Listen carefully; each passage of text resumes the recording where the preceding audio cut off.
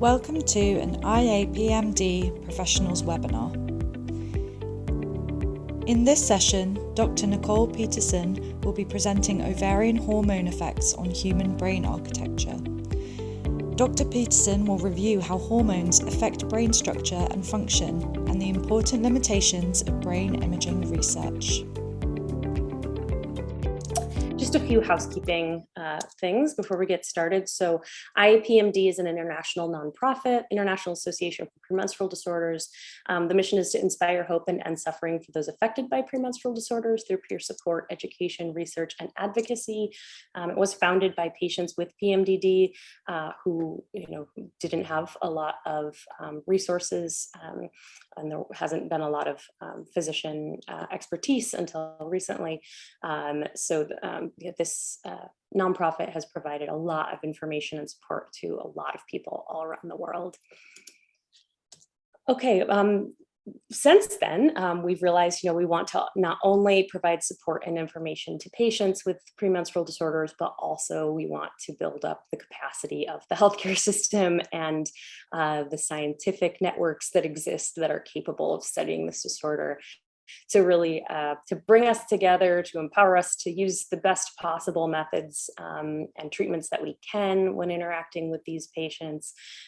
And so we've started this community in order to bring clinicians in training, scientists in training who are interested in the menstrual cycle, just to learn more and to make each other better.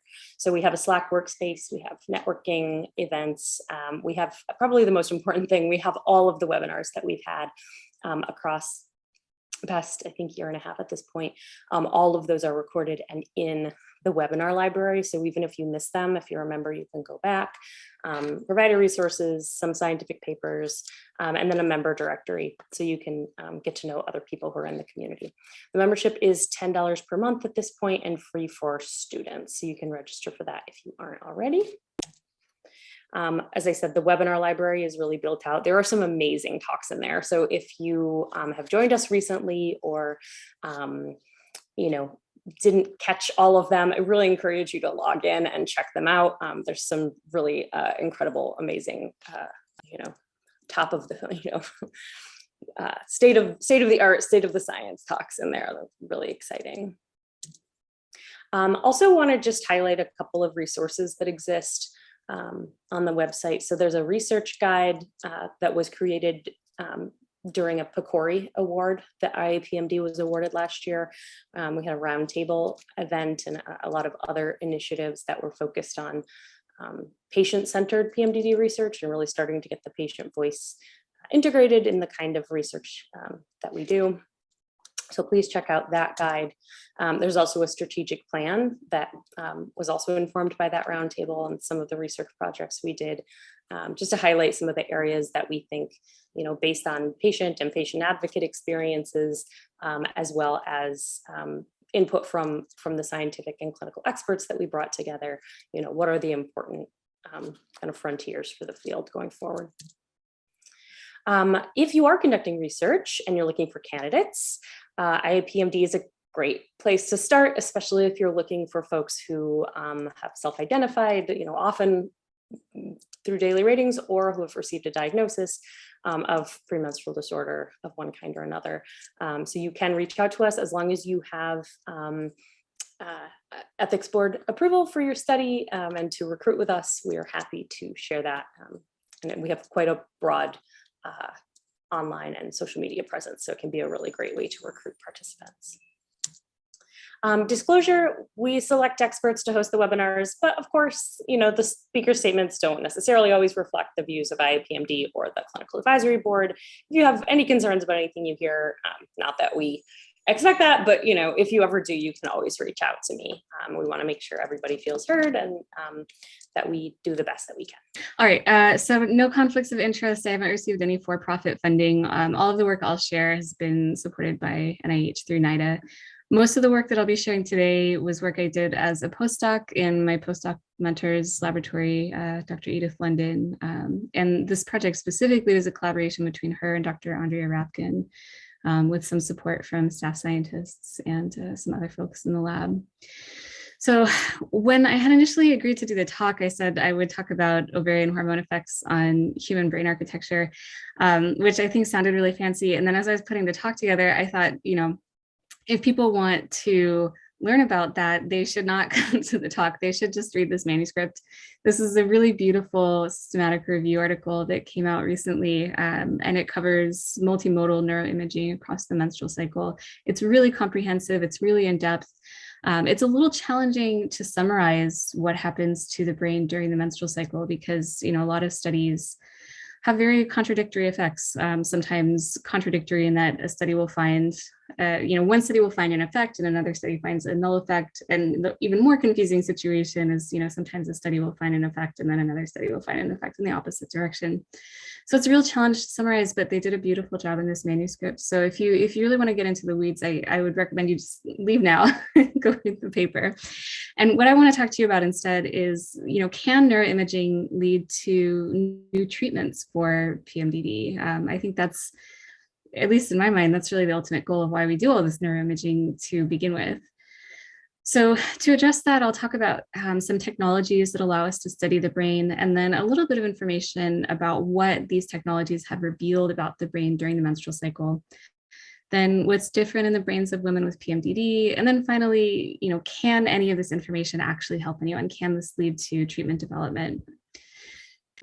So in terms of different brain imaging modalities, there are a lot of different ways to look at brain structure, depending on what specifically you want to look at. And this is just a few examples. This actually isn't an exhaustive list. X-ray, MRI, which is angiography. You can see the vasculature of the brain there, MRI, CT, and PET scans. So these give you a static view of the brain, and they can be useful if you're looking for a gross anatomical abnormality in the brain, like a tumor or brain damage due to a stroke, something like that.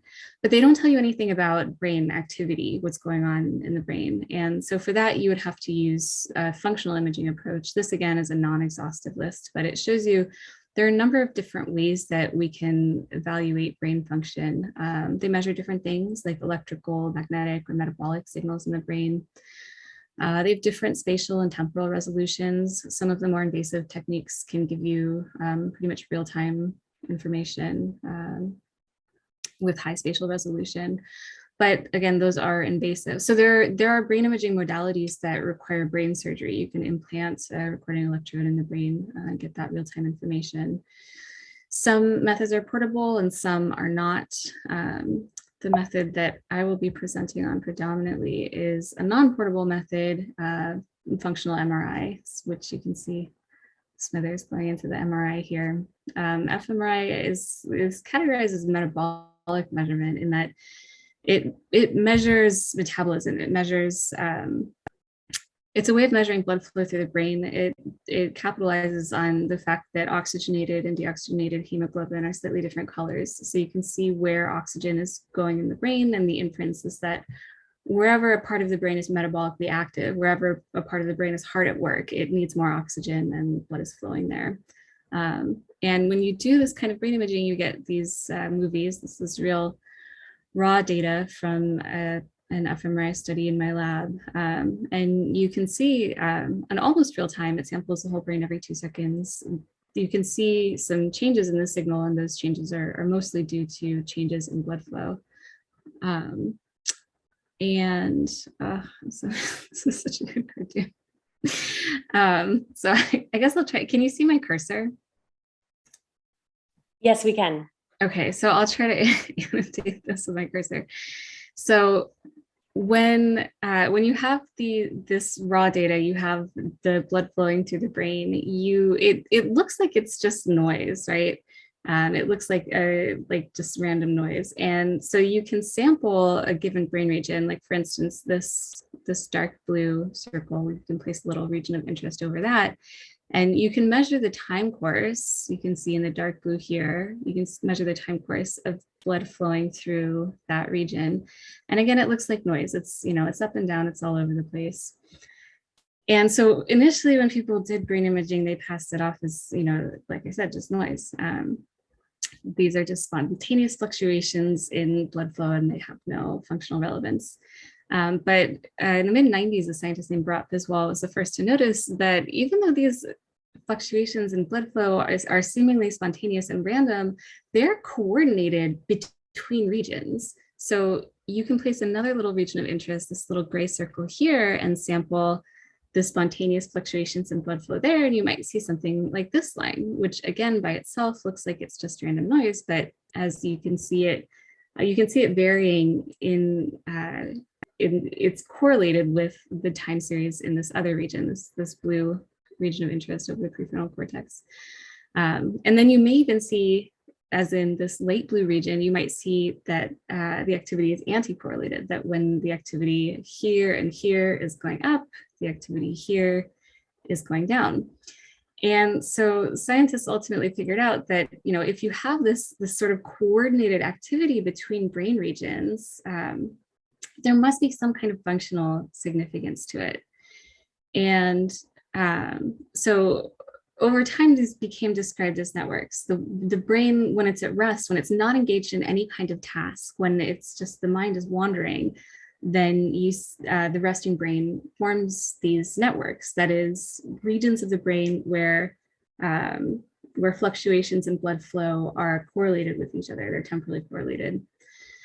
And so this shows you the spatial distribution of two different resting state networks. And I'm showing you three brain images because they're in three different planes, the axial, coronal, and sagittal planes. The top one is the default mode network, probably the most popular of resting state networks. And it's so named because this is believed to sort of describe the default state of the brain. If you're not engaged in any kind of task, then you see coordinated fluctuations in blood flow between these regions. I'm showing you a second network down here, the executive control network. Again, this is a region where you see temporal correlation, or this is a network where you see temporal correlations in the blood flow between these regions at rest. Although it's called the executive control network because it seems to be a network that's involved in cognitive control, or things that people tend to kind of classically think about as thinking, like attention, working memory, that sort of thing. But there are a lot of other networks. I'm going to highlight these two because I want to talk about some findings in those networks, specifically during the menstrual cycle.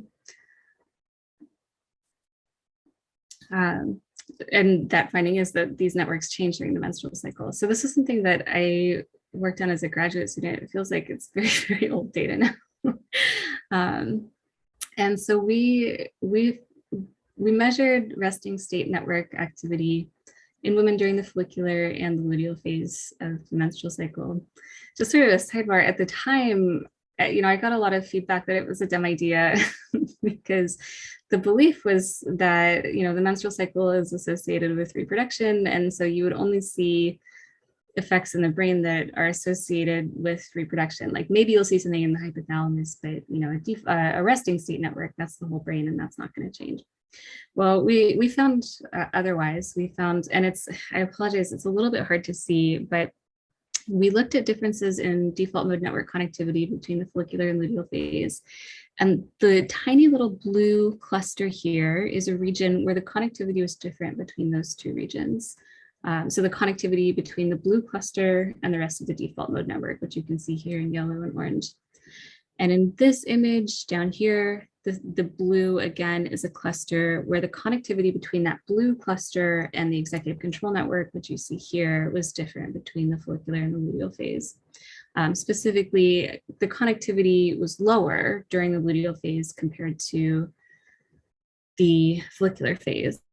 This was not in women with PMDD. This was just in, you know, controls. It was mostly college students, just women who came in for the study. They were not assessed for PMDD though, so maybe there were some in there. I want to emphasize the finding in the default mode network because, again, at the time there was a lot of skepticism that we would find anything at all, and we were the first people to look at menstrual cycle effects on resting state connectivity. And so there was some skepticism because, you know, you should never believe anything until it's been replicated. But I like to present this figure now because it has been replicated. There have now been 3 subsequent studies that all found lower connectivity between parietal cortex, which is about where this cluster is, this, the angular gyrus. So lower connectivity between parietal cortex and the default mode network during the luteal phase compared to the follicular phase. And so you might be tempted to wonder, you know, okay, well, if connectivity is going down during the luteal phase, is my brain getting crappy during the luteal phase? And this is, you know, if I could give you one take-home message from the talk, it would be no, that lower connectivity is neither good nor bad, and the brain is dynamic. Again, we were studying controls, just people who came in off the street without any kind of psychiatric diagnosis. And I think this is good evidence that, you know, the brain is this dynamic organ. It's not static, and it's built to change, and it's built to adapt to the environment and respond to things like fluctuations in hormones. So lower connectivity, you know, it's not a bad thing. It's not necessarily a good thing either. It's just how the brain is. It's the nature of the brain. So what is different? So we did, like I said, that was a study in controls. And then kind of the next question was, so what's different in the brains of women with PMDD? And I'll give a little sidebar on that. So I had done this, you know, resting state analysis in the menstrual cycle as a graduate student, and then I was looking for postdocs. I wasn't quite ready to graduate yet, and the idea was terrifying. But I see there's a lot of trainees in the audience, so I like this story for trainees. So anyway, so I was looking for postdocs, and I saw this ad. They were looking for someone who studied resting state functional connectivity and neuroendocrinology, and I just thought, well, jokes on them. They have to hire me. I'm the only person who does it. So that was the only postdoc I applied for, and fortunately I got it. So I joined my postdoc mentor's lab, Edie London at UCLA, and she and her good friend and collaborator, Andrea Ratkin, they had designed this really beautiful study. I mean, to me, coming in, you know, making the transition from being a graduate student to a postdoc, I was just sort of blown away by how the project they had designed was just gold standard everything, gold standard diagnoses. We were using luteinizing hormone urine tests, which was something I'd always wanted to do as a graduate student, but we didn't really have the infrastructure for it. And we had a nurse to do a full comprehensive health history and physical, and of course, Dr. Rapkin to help with the PMDD diagnosis. So it was a really beautiful study, and they had these specific hypotheses, which I'll return to in a minute. And so we did this project. We did prospective symptom ratings, where we tracked women over 2 cycles, and then scheduled their MRIs, and we scanned them during the follicular phase and during the late luteal phase. And we looked at resting state functional connectivity, and we compared both phase and group. So it was within subjects for phase and between subjects for group, obviously. We did not have a specific hypothesis about amygdala connectivity, but we had to do it because the reviewer asked for it. And it kind of makes sense. I mean, the amygdala is something I studied a lot in graduate school because I studied emotional memory and my favorite brain region, so it wasn't a big ask.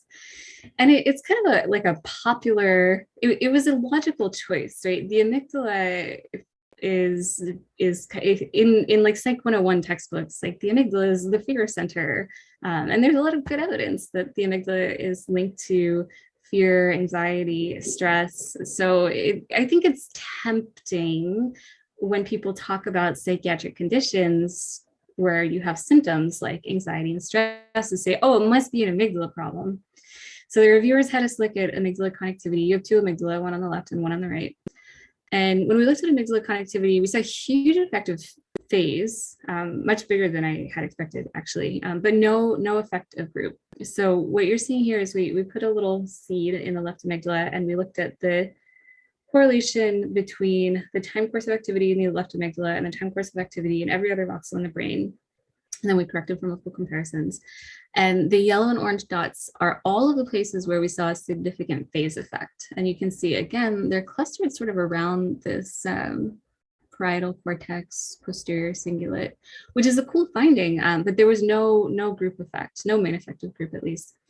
And I'll walk you through this bar graph in case it's not obvious. So left is, it's just a quantification of connectivity strength between the left amygdala and these yellow and orange dots.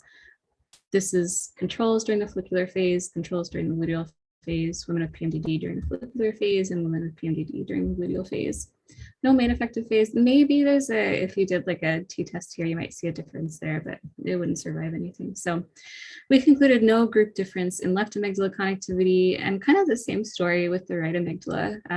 You see with the right amygdala, there's just this tiny little cluster, and I guess this is the temporal gyrus. And this connectivity between the right amygdala and this cluster was different by phase, but really strongly no effective group here. And like I said, we didn't have a hypothesis about the amygdala. It's something the reviewers made us do. What I was interested in is large-scale network connectivity, like the default mode network, the executive control network. It is my personal belief that reducing something, a complex experience like fear, anxiety, or stress to, like mapping it onto a single brain region, I personally feel like it's overly reductive, and I think we're going to continue to be unsuccessful if we try to find these one-to-one mappings like that. But that's a controversial opinion. So I wanted to look at large-scale network connectivity, and I didn't make a slide for this. We saw no effect of phase on default mode network on default mode network connectivity. But the place where we saw a big difference was when we looked at connectivity of the executive control network, which again, this is a network that's associated with things that people tend to think about when you think about thinking. Effortful cognitive control, conflict monitoring, keeping something in working memory. And so when we looked at changes in this network by group and phase, we found a big difference in connectivity between the executive control network and this red cluster in temporal cortex. Big difference between the two groups, no effective phase in either group, which is sort of a puzzling finding, right? Because one of the features of PMDD that makes it so interesting from a research standpoint is that you have this very strong temporal shift in symptoms. And here we don't see that. We see a difference in connectivity between the two groups that persists even when symptoms are not there. But nonetheless, I think it's a really cool finding because, it's such a strong effect. It's big and robust. So we also looked at things that were a little bit more symptom related. Again, the animation was so much better. I'm going to walk you through, let me just take this apart a little bit. Let me walk you through this, this task that we had people do. So while we had them in the scanner, we didn't just do resting state scan. In a rest scan, the instruction that you give your participant is just relax and try to stay as still as you can. And then they lay in there and their mind starts wandering. But we also had them do this, this emotion regulation task. We didn't come up with this. It's like a very commonly used, well-validated assessment of emotion regulation. And in this task, the participant is instructed before they get in the scanner that they'll see one of two instructions, either close instruction or far instruction. And if you see the close instruction, you'll see a picture after that, and you're to imagine that you're immersed in the scene that you see, like you're really experiencing it. And if you see the far instruction, then you are to imagine that you're far away from the scene. You're a distant observer, like a reporter reporting on the basic facts of the scene. So you get one of the two instructions, and then you see one of two types of images, either an emotionally aversive, unpleasant image or a neutral image. These negative images, they might be sad, scary, gory. And then after each image, you're asked to rate how bad you feel on a scale from 1 to 4. And we found that there were some interesting group differences in this task. So let me direct you first to these bottom two graphs. So the y-axis is negative emotion, the x-axis is controls and women with PMDD. The lighter bars are women in the follicular phase, the darker bars are women in the luteal phase. And on the close neutral trials, that is a neutral image where you're asked to immerse yourself in the scene. You see there's basically no negative emotion. The rating scale starts at 1, so that's effectively the 0. So almost no negative emotion there, which is what you would expect. They're neutral images. And same with the FAR instruction. Again, almost no negative emotion. When we did the close negative trials, when we evaluated those, there was no effect of phase or group. That is, women in controls and women with PMDD, regardless of which phase they were in, they had about the same level of negative emotion to these close negative trials. And the place where we saw this really interesting difference was in the negative FAR trials. That is, when women are being instructed to imagine that they're distant from the scene, that they're not a part of it. In controls, you see this big reduction in negative emotion, right? And in women with PMDD, you still see a reduction, but it's not quite as big.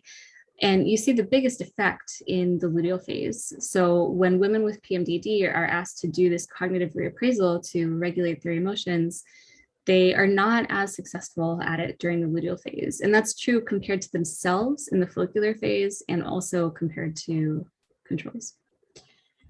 And of course, we did this in the scanner, so we have brain imaging data too. Like I said, it's a very well validated paradigm. It's been used by a lot of people. And this is data from a really beautiful meta-analysis showing these are areas that tend to become activated by this kind of task, not necessarily the exact same one. And so we place this region of interest in this, approximately this area, the right inferior frontal gyrus, because that seems to be the region of interest that's most involved in the regulation of negative emotion. And we found that in controls, there was no phase effect. They had the same amount of dorsolateral prefrontal cortical activation. This is just during those negative FAR trials. So sorry, returning to this, these trials where the image was negative, they were asked to use this distancing reappraisal strategy. In everyone, you see some dorsolateral prefrontal cortical activity, and in controls, there's no difference by phase. In luteal women, or I'm sorry, in women with PMDD during the follicular phase, they look pretty much just like controls. But during the luteal phase, the women with PMDD have this big decrease in dorsolateral prefrontal cortical activation, again, compared to themselves and compared to the controls, suggesting that there's less activity going on in this region that's meant to be involved in reappraising and reducing and regulating that emotion. Okay, so can this actually help anyone? So like I said, I joined Edu's lab and I did this project as a postdoc. None of it was my idea. I just came in and tested their hypothesis and this really beautiful paradigm that they had come up with. And it kind of blew my mind because, I mean, especially for the trainees in the audience, you guys have probably seen for yourselves, most experiments don't work. Most hypotheses are wrong. And it was just kind of mind-blowing that, they were right. Like, it was a great hypothesis. And we found two brain regions that are, there's a difference in women with PMDD compared to controls. And so initially, it's like ecstatic, like it's so cool the experiment worked. We got some great papers. But then I had this like existential crisis where I thought what do you do with that? Do we just do another brain imaging study? And I went back to the original grant proposal that Dr. Lennon and Dr. Rapkin had written. And they, kind of the justification was, well, if we can find the parts of the brain that are dysfunctional in people when they are having these symptoms, then maybe that could be some kind of therapeutic target. And I thought, well, I mean, that sounds really interesting. But there are a lot of limitations in neuroimaging as a technique. And some of those limitations have not changed in this since I did that project, and some have. So one of the really important limitations is that there is no brain imaging test for any psychiatric diagnosis. And I'm not just talking about PMDD, I'm talking about any psychiatric diagnosis. So like I said in the beginning, you can use structural imaging to find a gross anatomical abnormality. And by gross, I mean like large, not disgusting. You can see if there's a tumor or a lesion, but there is no brain activity pattern that will let you diagnose someone with depression, ADHD, PMDD, or any other psychiatric diagnosis. And the field of neuroimaging has been sort of hand-wringing lately. This was a paper that came out just a few months ago, and I gotta read you guys this quote because it's just, I mean, it's so savage. Casting a cold eye on the psychiatric neuroimaging literature invites a conclusion that despite 30 years of intense research and considerable technological advances, this enterprise has not delivered a neurobiological account, i.e. a mechanistic explanation for any psychiatric disorder, nor has it provided a credible imaging-based biomarker of clinical utility. That is, you cannot actually use neuroimaging in the clinic, not just for a treatment, but you can't even use it for a diagnosis as of, right now.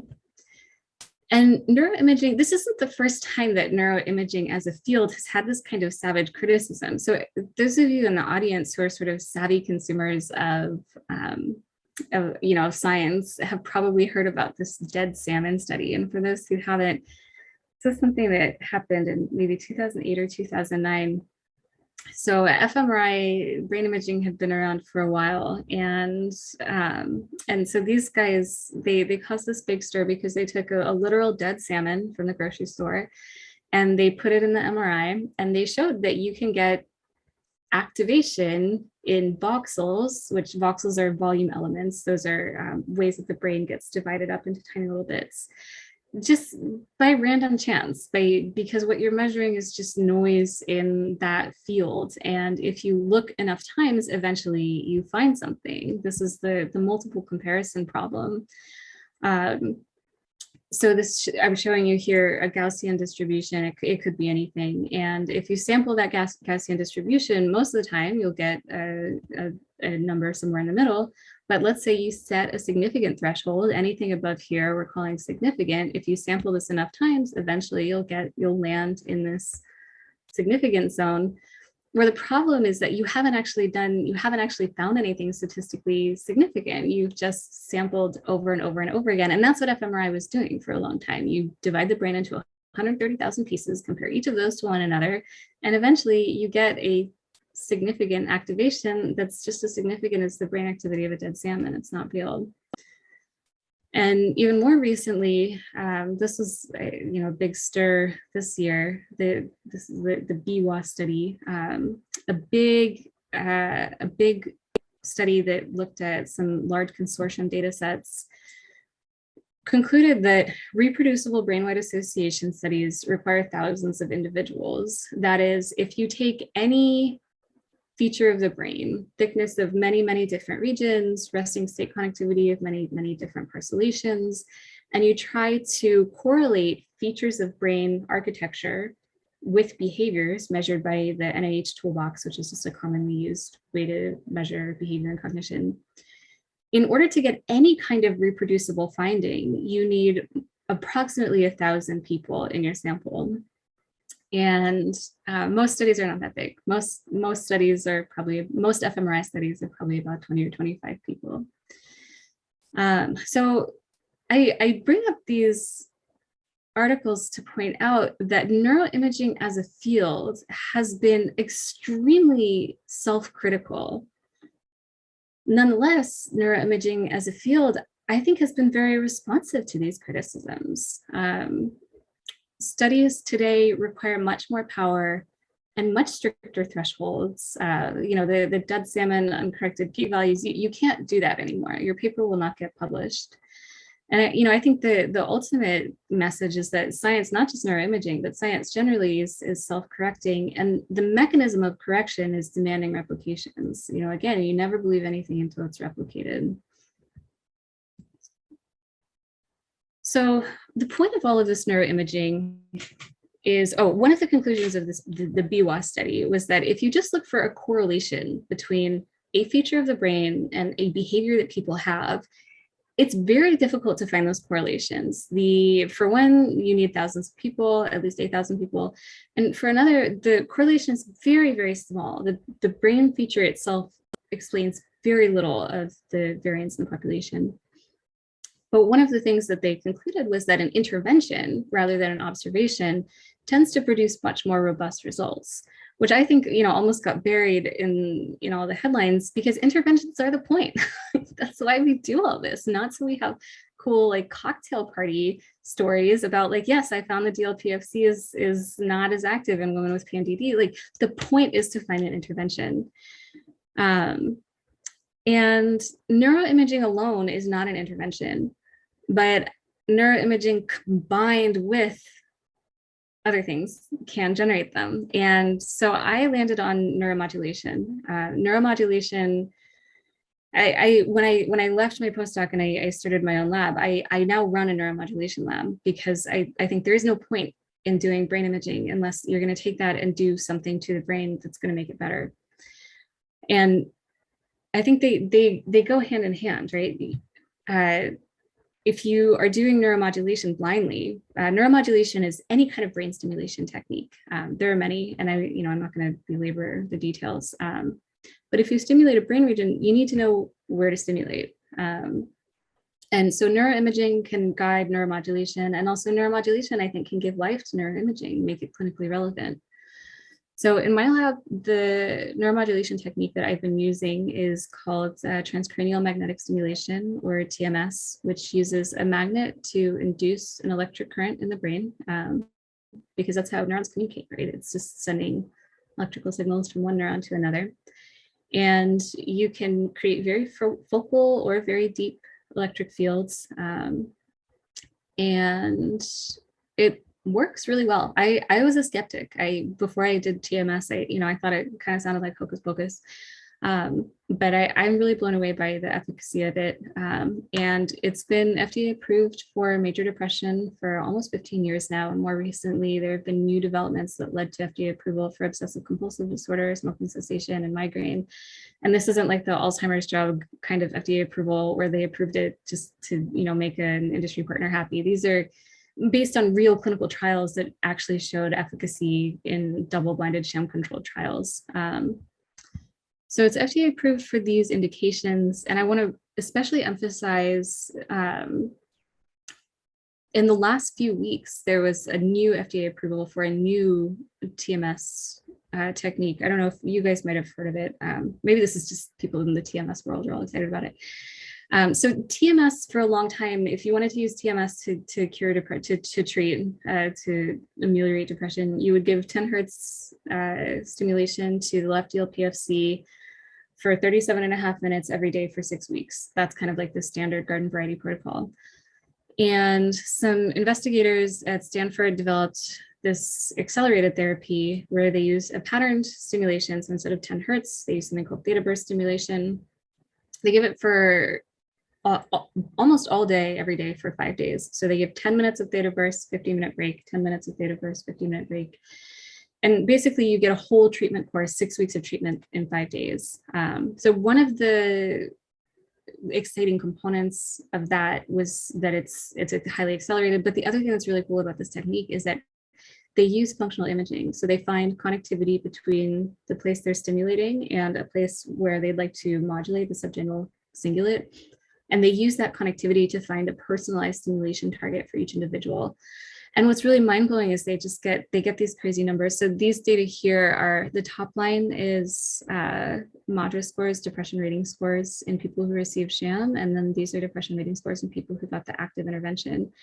And it's just such a huge improvement. And these are people who have refractory treatment-resistant depression. They've failed many pharmacotherapies, and some of them also didn't respond to ECT and other therapies. And even in these people who nothing else helped, this kind of therapy can help. And I personally am a believer that the brain imaging is a huge component of that, because you can find the exact target for that exact person.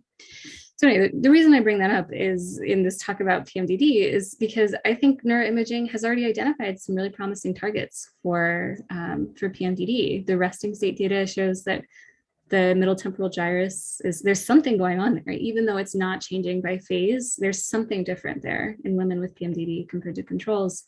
And also the DLPFC that actually is related to the symptoms, and the DLPFC is already the primary target used in treating major depression. So there are a lot of good reasons to think that that could be an effective target.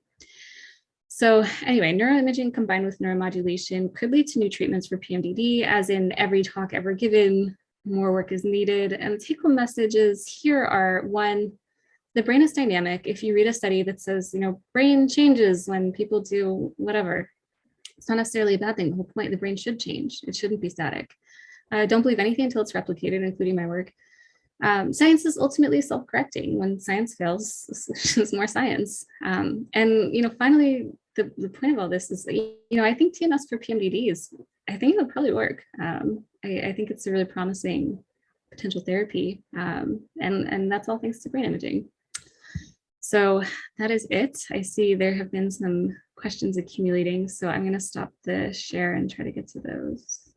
Yes, great. Thank you so much. That was wonderful, very interesting. And it's really exciting. I've heard some sort of stirrings about neuromodulation for PMDD, but I'm really excited that you're,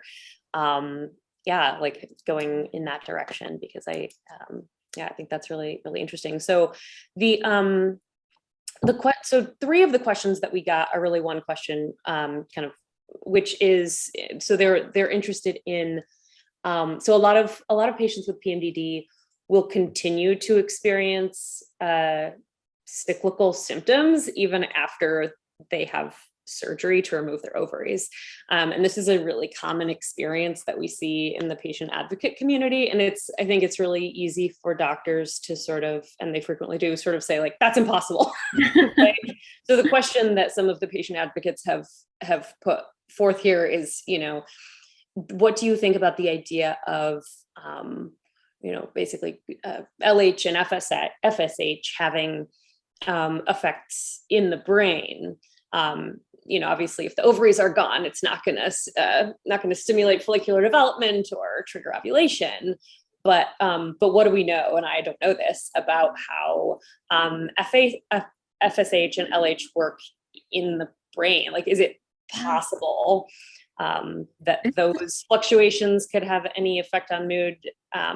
I would probably go more in the there's other ways to get steroids in the brain, right? But I'm curious to get your take on that. It's a good question. I mean, I guess my answer is yeah, right. We don't know.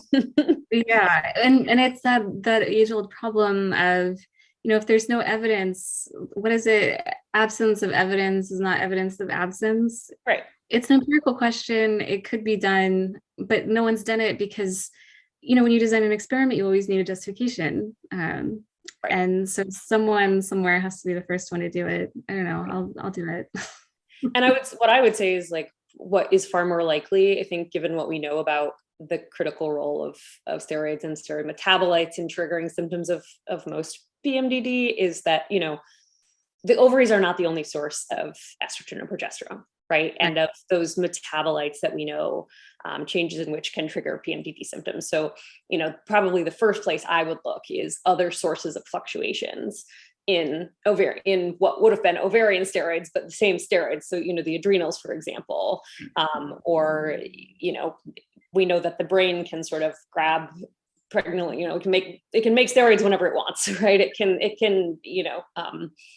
and there's environmental and other processes that can trigger fluctuations in how much steroids are being generated just sort of locally in brain regions, right? So that would be my take on why we continue to see some fluctuations. I think the fact that a lot of people say that they think it's actually following a 2-week pattern, that's more of a head scratcher. And that makes more sense to me that could be some kind of residual FSH, LH, I don't know, ghost cycling, but it's a great question. Well, and I would add that even if